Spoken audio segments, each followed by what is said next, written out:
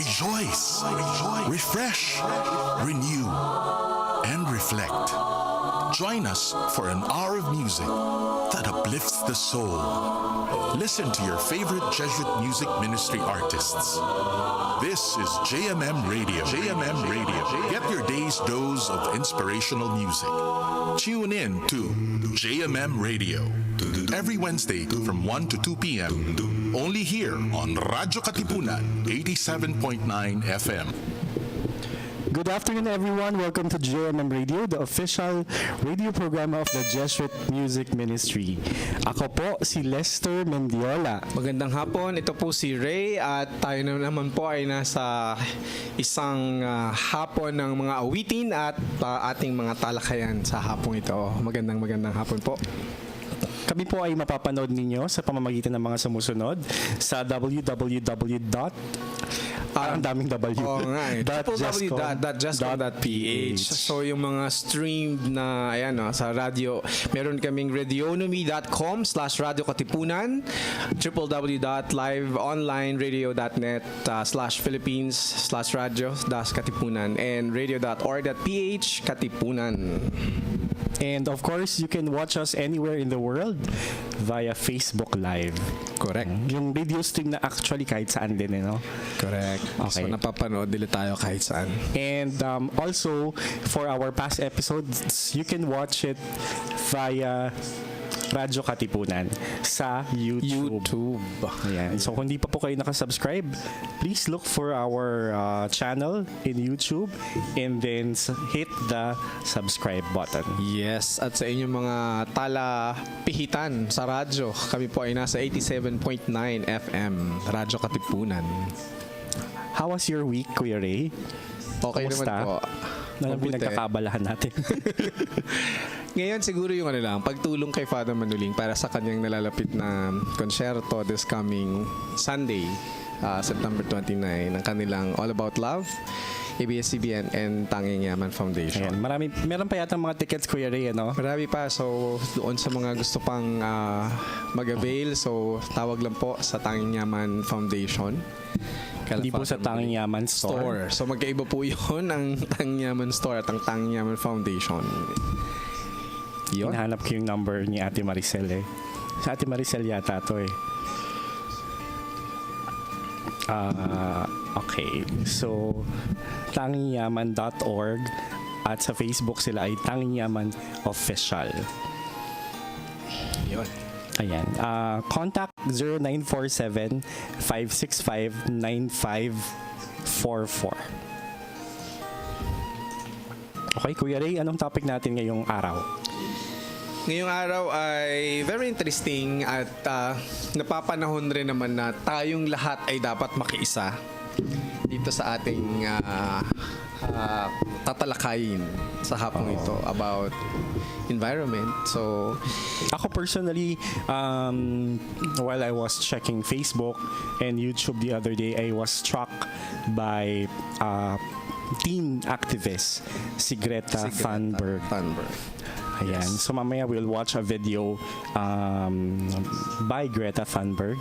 Correct.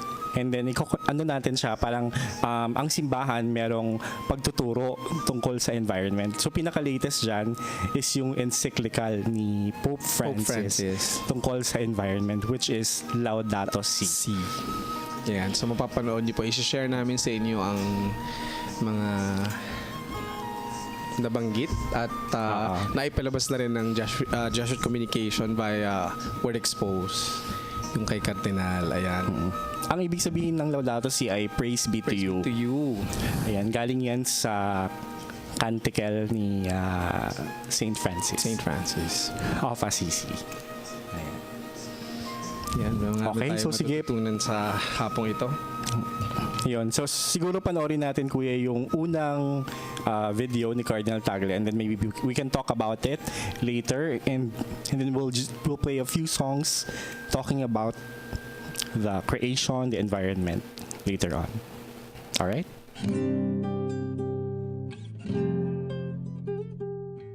Friends, last June 18th, 2015, the Vatican published the second encyclical letter of Pope Francis titled Laudato Si, or Praise be to you. We would like to share with you some points that the Pope raised. This is one of a 3-part series.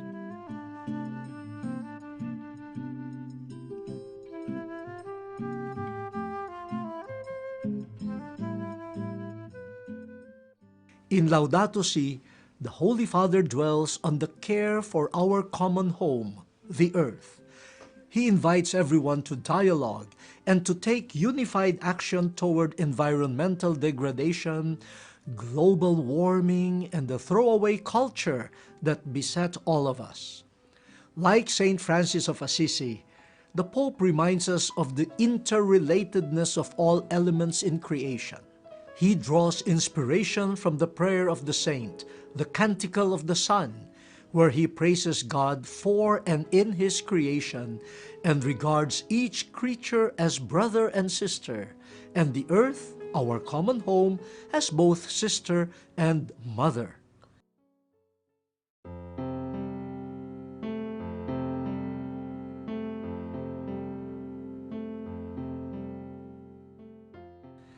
Laudato Si has 6 chapters. Let us take a look at the first 2. In chapter 1, the Pope, himself a scientist, presents lengthily the condition of our environment. First, he tackles pollution, which is linked to some forms of technology, transportation and industrial systems, and waste residue. As we know, these pose health hazards. However, while we have not yet managed to adopt a circular model of production capable of preserving resources, Pope Francis advises the moderation of consumption, maximizing their efficient use, reusing, and recycling them. The next issue is climate change, which is a global concern. The Pope reminds us that climate is a common good. Thus, he invites us to combat global warming by changing our lifestyle, production, and consumption patterns.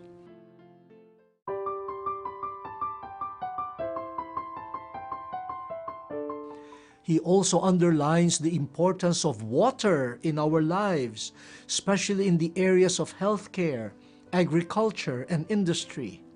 He encourages us to conserve water and to make fresh drinking water available, especially to the poor.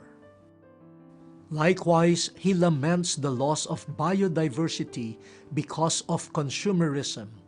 He calls for far-sightedness in dealing with ecosystems, proposing more research to advance our knowledge of and caring for it.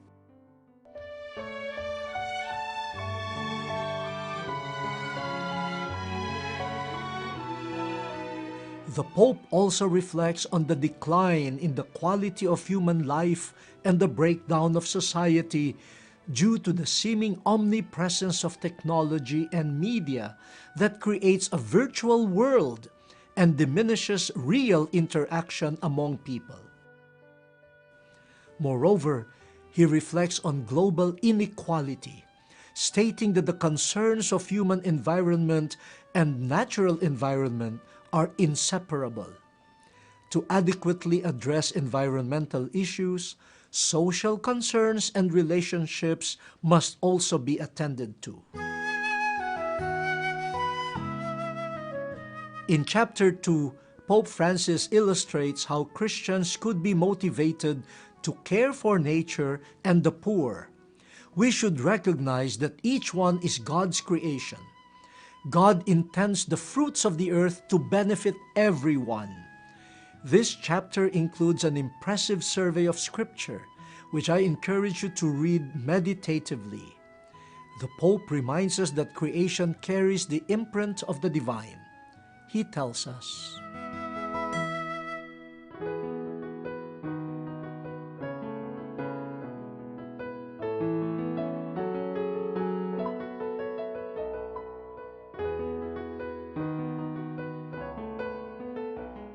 This is all for now, brothers and sisters. Next week, we will look at chapters 3 and 4.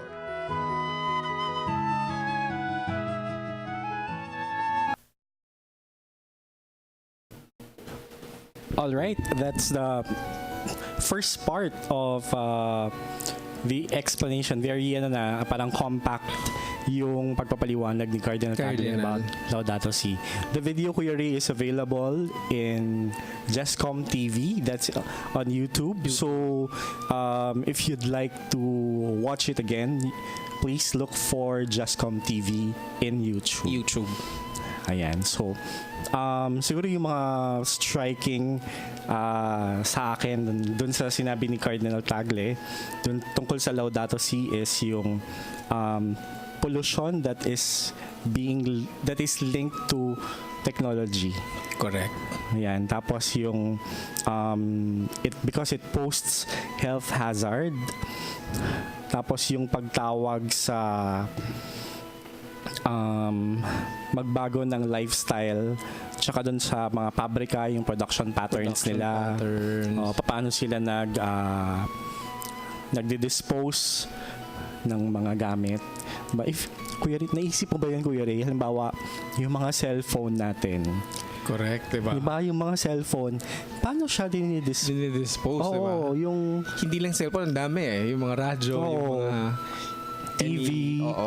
Saan sila napupunta? Kasi hindi naman sila nabubulok eh. Correct. Hindi sila na-recycle. So, di ba? Isang malaking hadlang talaga sa buong mundo. And that's technology. Technology, di ba? Sa akin yung pagpapahalaga ni Pope Francis doon sa mahihirap pa rin, ng yung mga kabataan. Right. So, hindi niya in general sinasabi sa buong tayong lahat, pati yung mga lalo na mahihirap. Mahihirap ang lalong naapektuhan. Ang sabi niya sa chapter 2 ng Laudato Si, make fresh drinking water available to the poor.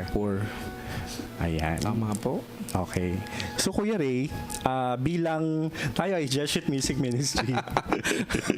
Ano nga ba ang kahalagahan ng ating pinag-uusapan?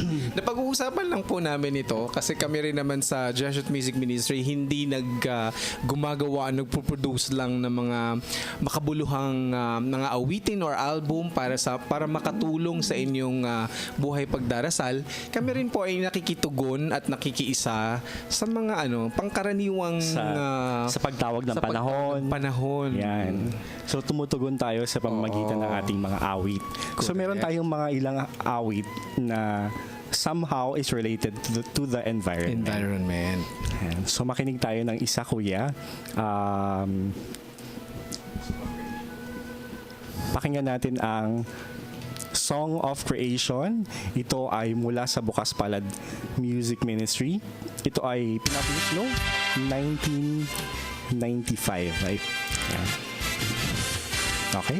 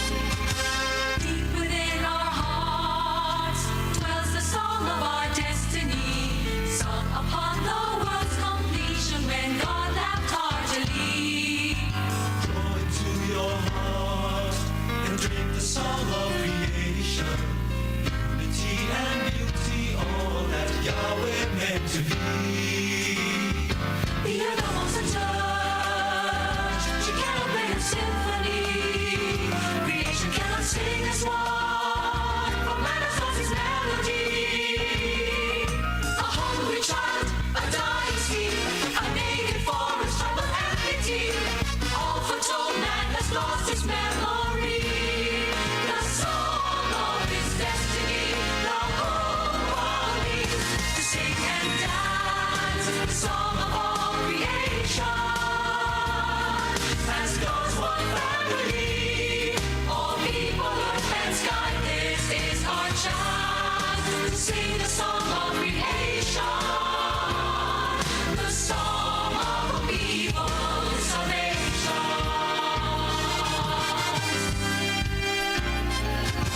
Earth's a fading glory, and man's become her enemy. We haven't learned to live in peace with ocean, wind, and trees. The Lord our God Almighty hears the song of our misery. All His creatures, great and small, for delivery they call. The song of our ancestry lies deep in our memory. We still can sing along with all the other fading song. With Mother River and Father Hill and Brother Eagle, Sister Daffodil, to sing as one as on the day the world began. When Yahweh sang the land, the whole world needs to sing and dance the song of all creation.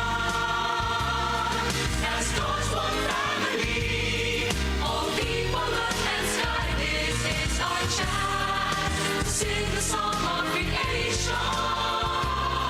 The song of all people's salvation. Listen to the strength in your heart. The song of creation, The song of our salvation. Sing and dance the song of all creation. As God's one family, all people, earth and sky, this is our chance to sing the song of creation. The song of all people's salvation. Sing and dance the song of all creation. As God's one family, all people, earth and sky, this is our chance to sing the song of creation. The song of all people's salvation. Sing the song of all creation. Salvation.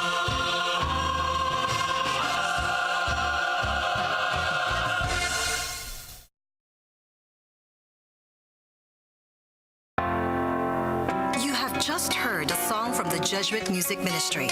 Follow JustCom PH on Spotify and JustCom Music on YouTube. We are also on iTunes and Deezer.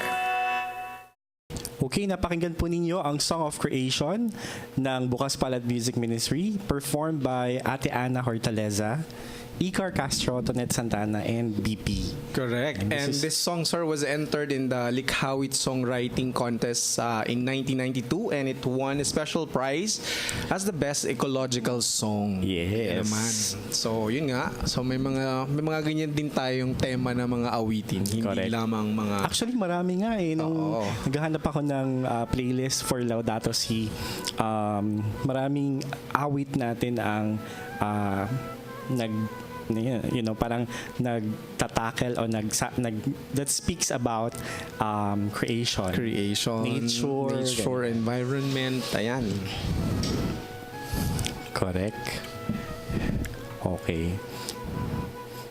Tapos, so naghahanap ako ng mga awit, I chanced upon Spanish yata to, kuya. Translation ng I Will Sing Forever. Oh, talaga? Cantare por Siempre on Spotify. Si Father Cristobal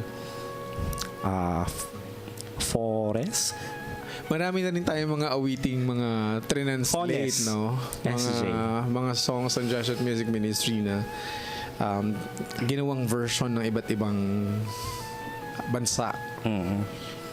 Okay, bago tayo magpatuloy, batiin muna natin yung mga kasama natin na nakikinig sa ating ngayong tanghali. Si Jen Chua, Si Ma'am Jen, ng ating number one na tagapakinig. supporter. Si Eugene Kalimag. Yes, si hello. Arn De Leon. Si John Basil Dungo. Hello, good afternoon. Si Ate Mirna Lansangan. si Ate Cherry Diamzon, si Tita Edith Lumbang, at si Tita Maribel Rodriguez Bakli. Ayan. Makakilala ko itong mga to eh. Walang lumalabas sa akin. Nag-watch, ano ka ba, sir? Okay, so siguro kuya, pakinggan na natin yung second part ng discussion ni Cardinal Tagle about Laudato Si.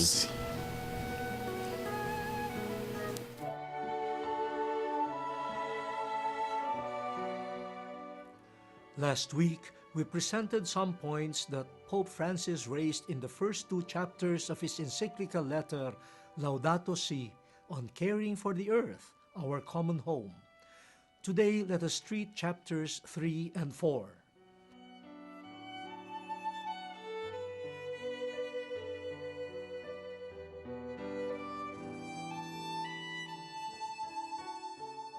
First, a brief review. In chapter 1, Pope Francis presents the pressing concerns on global degradation, global warming, and the throwaway culture, inviting us to evaluate our lifestyles and attitudes on producing and consuming goods. In chapter 2, he advises us to put on the gaze of Jesus, who recognizes the paternal relationship God has with all creatures, reminding us to see each other as important in God's eyes.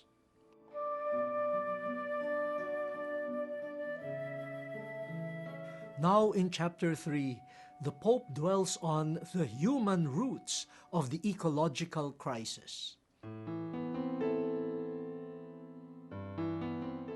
Pope Francis admits that science and technology can produce important means of improving the quality of human life. But he cautions us about the abuse of technological power so dominant that in history it has already killed millions of people. He laments the seemingly technocratic paradigm, which is based on the lie that there is an infinite supply of the earth's goods, leading our planet, our common home, to being squeezed dry of its natural resources beyond every limit. Thus, he advises for the need to slow down, to appropriate the positive and sustainable progress which has been made and recover our values. Likewise, the Holy Father critiques the modern anthropocentrism, which compromises the intrinsic dignity of the world. He posits that our dominion over the universe should be understood more properly in the sense of responsible stewardship. It includes our care for each other. Thus, he tells us, we cannot presume to heal our relationship with nature and the environment without healing all fundamental human relationships.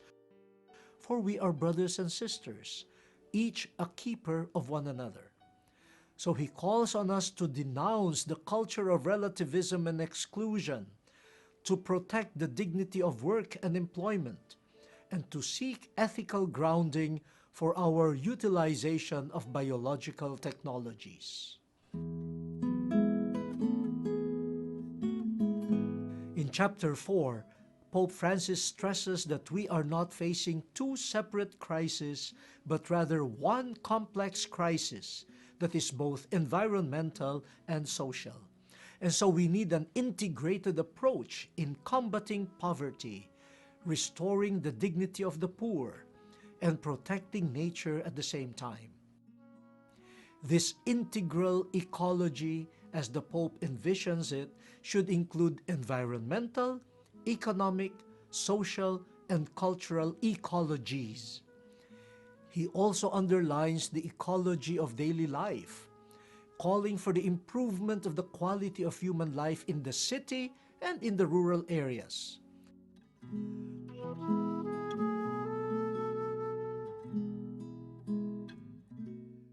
How are we relating with our environment, with other people, with the natural resources and technology available for us?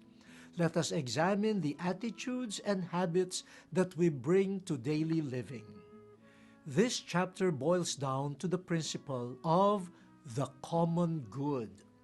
The common good, according to the Pope, includes respect for every human person who has basic and inalienable rights aimed at his or her integral development.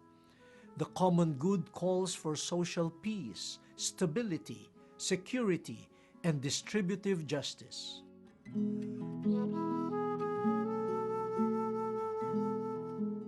We as a society, and the state in particular, are obliged to defend and promote the common good.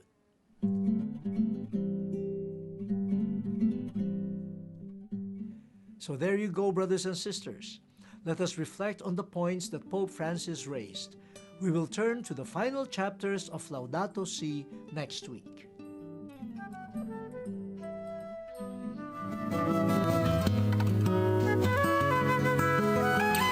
All right. So, for that particular chapter, parang yung human roots of why we have an ecological crisis. Siguro yung striking is responsible stewardship. For me, parang hindi natin pag-aari yung mundo. Oo. So dapat iniingatan natin ito. Oo, parang Tayo mismo sa sarili natin, di ba? Magmula sa sarili natin. Disiplina, yun ang unang-una. Tsaka yung Kuya Ray, parang sinasabi na kung makagamit tayo ng yung supply ng mundo, parang hindi siya mauubos. Parang wagas Oo, parang ikaw mo yan. unlimited supply. Oo. Pero sa totoo lang, dahil hindi natin, halimbawa, pinapalitan yung mga punong Tama. pinuputol natin, sino pa gagawa nun, di ba? So yun, mahalaga. Ayan. Okay. Merong awit na ginawa ang Bukas Palad. Ito ay awit ni Gary Granada. Ayan. Favorite ko to. Ang title niya ay Earth Keeper. Wala po siya sa Spotify. Nasa CD siya ng Bukas Palad. Yung Let your praises be heard. Let your praises be heard. Ayan. Pero may mga nag-upload din ng song. Pero wala po siya sa Spotify kasi we did not get the rights for the song sa digital. Digital. We only have the rights for the song sa To CD upload. natin. Alright. Correct. But we'll play out the song. The title is Earth Keeper. Earth Keeper by Mr. Gary Granada. JustCom Music Ministry. Music that uplifts the soul. Follow JustCom PH on Spotify and JustCom Music on YouTube. We are also on iTunes and Deezer.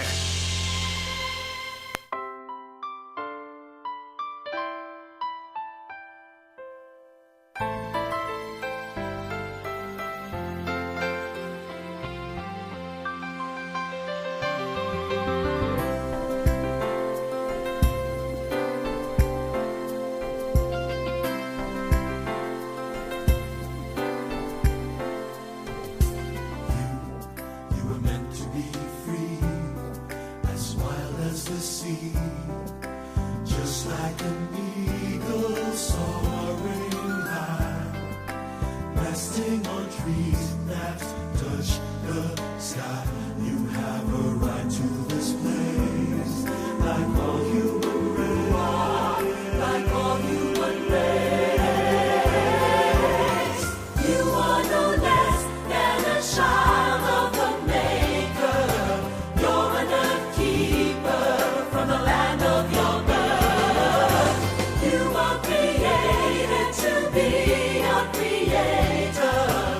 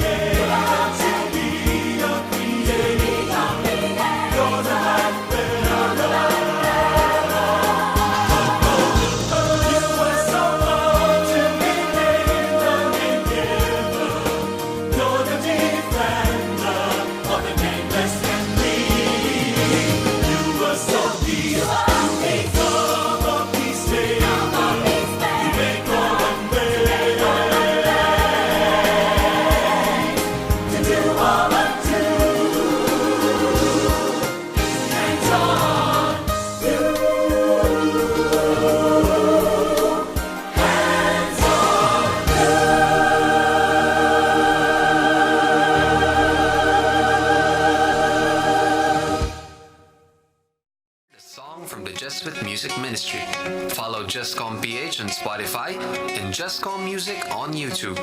We are also on iTunes and Deezer. All right, that's Earthkeeper by, Performed by Bukas Palad Music Ministry. of course, composed by Mr. Gary Granada. and arranged by, Norma Nagatep. ayan, ang ganda niyan eh. Wala po siya sa Spotify, yung version ng Bukas Palad, but you can listen to the original song of Sir Gary Granada nasa Spotify. Nasa Spotify siya. Ayan. Maraming salamat pala kay Father Jeremy kasi dinownload ko yung niya. Halos lahat ng mga videos natin galing kay Father Jeremy. Hello, SJ. Father. Salamat po. Salamat po. Ayan. Okay. Sabi ni Angel Kenzon, ayan, favorite Hello, Angel. song niya rin daw ang Earthkeeper. Ayan, hello. Good afternoon, Angel. Alright. Ano kaya ang pwede natin gawin para sa environment, Kuya? Actually, yung huli natin ipapalabas, nakaka-inspire yung mga ganong klaseng tao, mga bata. Siguro, mag-umpisa talaga sa sarili. Kasi, huwag na tayong lumayo, di ba? Itong Marikina, yung Sierra Madre, nakakalbo na rin siya eh. So, basically, yan yung pumuprotekta sa buong Luzon. So, yung Zambales, di ba? Mga usaping ganito, naaalala mo si Ma'am Gina, di ba? Si Gina Lopez. Kasi about environment. Di ba? So yun, parang kagabi lang, di ba? Yung pagkain natin. Oo, habang kumakain po kami kagabi sa isang meeting. Daming plastic. Oo, ang daming plastic. Sabi namin, nakaka-guilty din that we consume correct. Nabanggit yun kanina, di ba? single-use plastic. Correct. Yung Ayan. ating kinukonsume every day. So, ayan. So siguro yung mga maliliit na bagay na pwedeng gawin is stop using straw. Pwede ka namang makainom kahit walang straw. Correct. Sa amin dito sa Marikina, wala na kami mga plastic dyan, yung mga sa palengke, yung mga ganyan. Tapos, in-encourage din kaming at least segregate. So, nakasegregate lahat ng mga... Hindi pa ba siya batas sa Marikina, yung segregation? Batas na siya. And yung in-encourage kami to, yung recycle. Yung magtanim rin ng mga puno. So, sa atin talaga mag-uumpisa yan. Kasi, nakakalungkot, di ba? Yung nangyari lang sa Amazon, di ba? Totoo. Grabe. Tapos parang, I actually read an article about that sa Amazon. And parang, it's parang siya ng government eh. Diba? Parang may kinalaman yung gobyerno, diba? Sa pagsunog sa forest. Nabanggit kanina ni Cardinal or ni Pope Francis, galing kay Pope Francis, hindi ko alam kung tama yung pagkakaintindi ko na nakakatulong yung mga gantong technology, di ba, sa development natin. Pero, syempre, yung pagka dumating na yung abuse na sinasabi. So, talagang... Ayan, so little things we can do. Kung malapit lang yung pupuntahan mo, huwag ka na mag-gas. Correct. Huwag ka na mag-kotse. Nakarin mo na lang. Anyway, makakatulong yun sa health nating lahat. Tapos, huwag na gumamit ng mga kung kaya talaga eh. Make a conscious effort to not use yung mga single-use plastic. Correct. Tapos yung mga tinatapon lang na mga balat ng candy na pwede naman ilagay sa packet na muna. Yesterday I saw parang sa Facebook parang I forgot what page it was, pero meron dong parang may study na ginawa regarding some ano-anong mga produkto yung mga nakuhang basura sa isang ilog or dagat.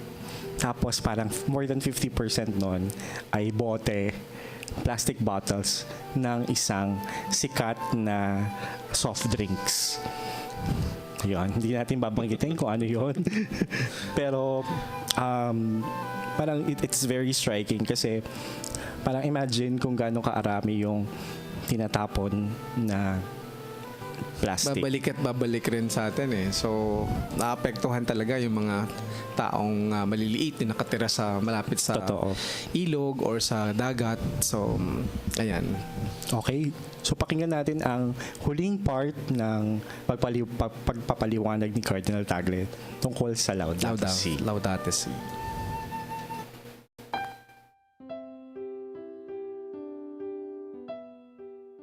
Friends, today we will present the final installment of our three-part series on Pope Francis's second encyclical, Laudato Si, on caring for the earth, our common home.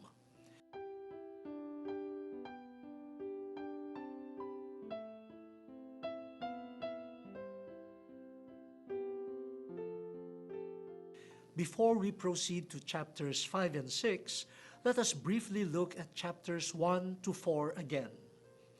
In chapter 1, Pope Francis states his main concern, which is taking a unified action in caring for the earth, our common home, by combating global degradation, global warming, and the throwaway culture. In chapter 2, he exhorts us to put on the gaze of Jesus, recognizing each of God's creature as important in the eyes of the Father, and that each element of creation is interrelated. In chapter 3, the Pope cautions us on the effects of the abuse of the power of science and technology. Likewise, he laments the technocratic paradigm that strains our natural resources and the modern anthropocentrism that compromises the intrinsic dignity of the world. And in chapter 4, he calls for an integrated approach in eradicating poverty, in restoring the dignity of the poor, and in protecting nature, all done in pursuit of the common good.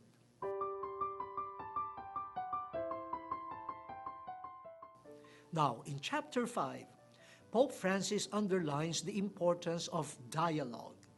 He envisions an interdependent world where nations are motivated to ensure that solutions arise from a global perspective and do not benefit only a few countries. He invites us to form a global consensus, especially with regard to reducing pollution, protecting biodiversity, lowering the rate of marine waste, eliminating poverty, and promoting social development. Moreover, the Pope calls for a dialogue among politicians and economists, between religions and the sciences. He writes,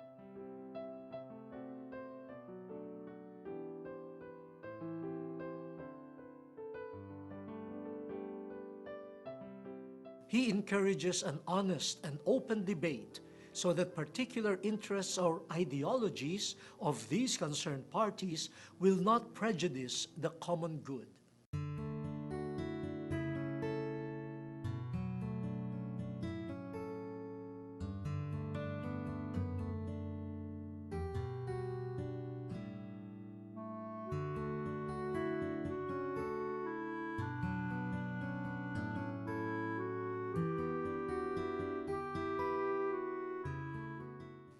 Considering all the points raised so far, the Pope in the final chapter says, "It is we human beings above all who need to change."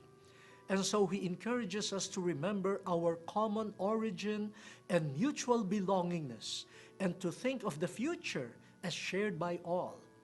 With these in mind, we would develop new convictions, attitudes, and forms of life. In other words, he calls us to personal renewal. I leave for your reflection the following points. How am I adding to the deterioration of the earth? What am I doing and can still do to help care for our common home? What can I do to inform other people about this pressing concern and inspire them to reconsider their lifestyle?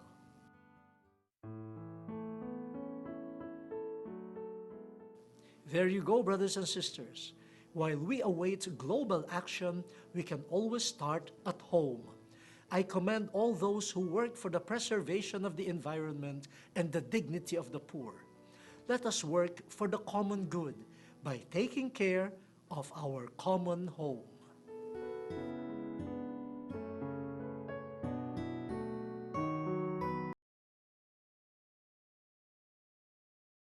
Alright, so dun sa last part, parang call to action na yun eh.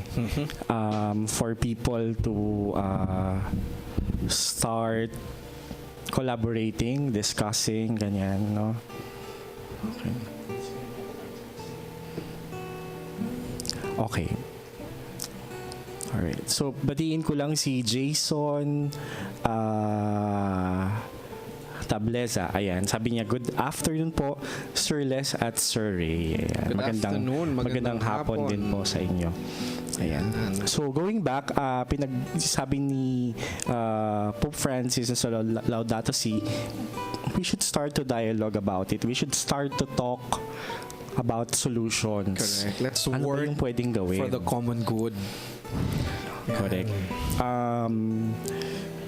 Tapos parang I remember Father Nono was sharing the other day, sabi ni Father Jet Villarin, who is a physicist, we only have 12 years To be able to para survive ba? para ma-turn around natin yung planeta, yung Earth, yung kasi parang kapag hindi natin siya nagawa within 12 years, it's too late. Parang tapos na ang lahat. Parang irreversible na siya. Yung damage, hindi mo na siya pwedeng maayos. So parang start. Correct. So parang ngayon, meron pang pagkakataon na mabago ang mga bagay-bagay. Okay. Magpatugtog muna tayo ng isang awit, Kuya Ray, mula sa ating mga awit sa Jesuit Music Ministry. Ito, also a favorite of mine, mula kay Noel Cabangon, yung Pagsibol. Ito ay mula sa kanyang album na Huwag Mangamba. Yan, pakinggan po natin si Sir Noel.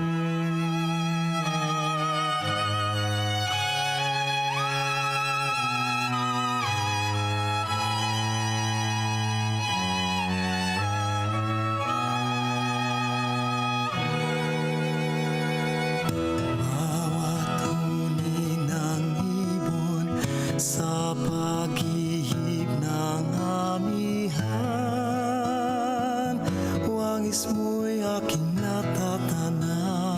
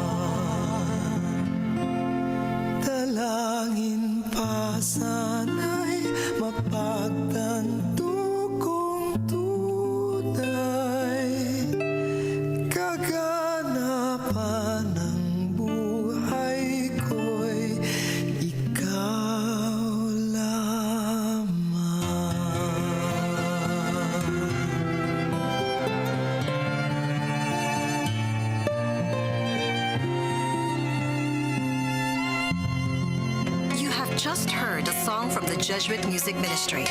Follow JustCom PH on Spotify and JustCom Music on YouTube. We are also on iTunes and Deezer. Okay, inyo pong napakinggan ang Pagsibol performed by Mr. Noel Noel Cabangon. Cabangon from the album Wag Mangamba.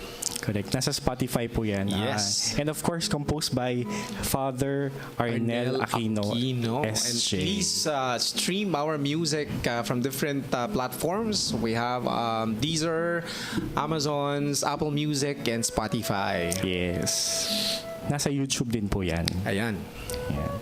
Okay, so kuya, sa mga bagong tune-in lang sa atin, imbitahan natin sila muli sa All About Love concert happening on Sunday. Ayan. Would like to invite everyone to a back-to-back concert of Maestro Louis Ocampo and Father Manduling Francisco SJ. This is for the benefit of the Housing and Scholarship Program of Tanging Yaman Foundation Incorporated. So this is a collaboration with Tanging Yaman and of course ABS-CBN. All About Love. Their performers are Martin Yebera, Between Escalante, Eric Santos, Arman Ferrer, Zephany Demaranan, and of course our very own Ateneo Chamber Singers, Bukas Palad, Hangad, at Tinig Barangka. Of course, kasama dito ang ABS-CBN Philharmonic Orchestra. Ayan po, sa Sunday, this coming Sunday, September 29 at Meralco Theater. Meron silang 3 p.m. matinee show and 7:30 p.m. gala show. And please, for inquiries for tickets, please contact Maricel or Irene for their number at 426-5996 or 426-6001, local 4889, or their Viber number 0947-565-9544. And you can also visit them at Room 108, Benigno Mayo, SJ Hall. Sa Social Development Complex po ito, dito sa loob ng Ateneo. Ayan po. So magkita-kita ka tayo this coming Sunday. Ayan. Ay, ang bilis. Natatapos na pala tayo. Ayan. So, yung Laudato Si po na videos ni Cardinal Tagle, again, if you want to watch it, it's on YouTube, sa JustCom TV. Ayan. Pero sabi ni Cardinal Tagle, basahin nyo yung document. Kailangan ko rin mabasa yun, sir. It's very rich. Tapos, actually, parang isa siya sa pinakamahabang encyclical ng mga Santo Papa. Yung Laudato Si. It raises an alarm, parang pagpangising sa atin na Correct. we have to care for our environment. Tama. Ayan, okay. So siguro Kuya Ray, iwanan natin sila sa yung video ni Greta Thunberg. Pero bago yan, batiin muna natin sina Jeff Campat, si Filipina Asiatico. Si Ate Pine sa Asiatico. Also Pines. Lina Banaag. William Garcia. Si Father Choi yan. Father Choi. Hello. Father Choi. Good Hello, Father. afternoon po. Also, si Trisha May, kung hindi pa natin nabanggit ng hangad. Good Tsaka si afternoon. Gaylord Villa. Salamat sa ng lahat Don Bosco. ng nakibahagi sa amin sa hapong ito. Yan. Nabati na ba natin si Kuya Benny? Hindi Kuya pa yata. Benny Hate. Hello, Kuya Benny. Ayan. Okay. So we'll leave them with the video, a challenge from parang call to action. Call to action. From Greta Thunberg. Maraming salamat po sa inyong pagsama sa amin. Magandang hapon at hanggang sa muli next week po, Wednesday, 1 p.m. Bye! This is not a drill. My name is Greta Thunberg. We are living in the beginning of a mass extinction. Our climate is breaking down. Children like me are giving up their education to protest. But we can still fix this. You can still fix this. To survive, we need to stop burning fossil fuels. But this alone will not be enough. Lots of solutions are talked about. But what about a solution that is right in front of us? I'll let my friend George explain. There is a magic machine that sucks carbon out of the air, costs very little, and builds itself. It's called a tree. A tree is an example of a natural climate solution. Mangroves, peat bogs, jungles, marshes, seabeds, kelp forests, swamps, coral reefs, they take carbon out of the air and lock it away. Nature is a tool we can use to repair our broken climate. These natural climate solutions could make a massive difference, Pretty cool, right? but only if we also leave fossil fuels in the ground. Here's the crazy part. Right now, we are ignoring them. We spend 1,000 times more on global fossil fuel subsidies than on natural-based solutions. Natural climate solutions get just 2% of all the money used on tackling climate breakdown. This is your money. It is your taxes and your savings. Even more crazy, right now when we need nature the most, we're destroying it faster than ever. Up to 200 species are going extinct every single day. Much of the Arctic ice is gone. Most of our wild animals have gone. Much of our soil has gone. So what should we do? What should you do? It's simple. We need to protect, restore, and fund. Protect. Tropical forests are being cut down at the rate of 30 football pitches a minute. Where nature is doing something vital, we must protect it. Restore. Much of our planet has been damaged.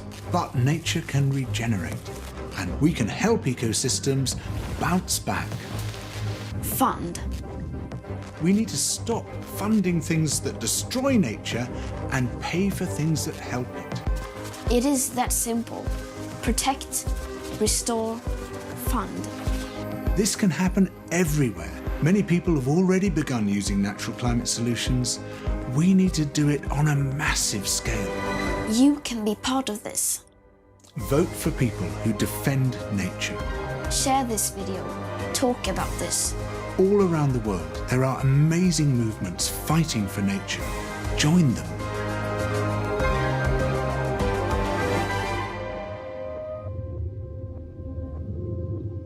Everything counts.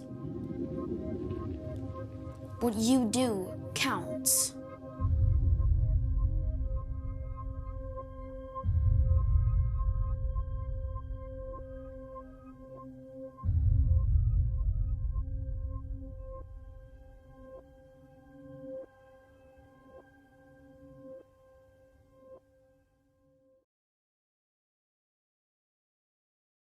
Rejoice, refresh, renew, and reflect. Join us for an hour of music that uplifts the soul. Listen to your favorite Jesuit Music Ministry artists. This is JMM Radio. JMM Radio. Get your day's dose of inspirational music. Tune in to JMM Radio every Wednesday from 1 to 2 p.m. Only here on Radyo Katipunan 87.9 FM.